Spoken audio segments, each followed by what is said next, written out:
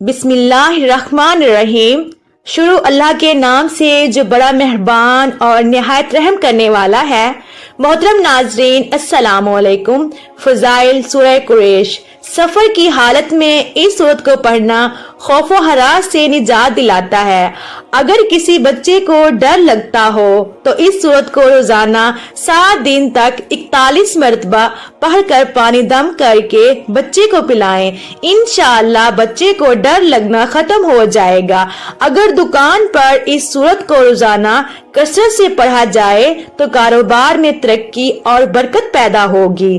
نماز فجر کے بعد اس سورت کو 70 مرتبہ 7 ماہ تک پڑھتے رہنے سے غربت ختم ہو کر مالی حالات بہتر ہو جائیں گے۔ یہ سورت ہر بیماری سے نجات کے لیے بھی مفید ہے، خاص کر موذی بیماری جیسے بلڈ پریشر، شوگر، فالج اور بواسیر کے لیے۔ اسے بعد نماز عشاء 111 مرتبہ پڑھنا بہت اکثر ہے۔ محترم ناظرین، اگر آپ میرے چینل پر نئے ہیں تو پلیز میرے چینل کو سبسکرائب کر دیں اور میری ویڈیو کو لائک کر دیں۔ شکریہ۔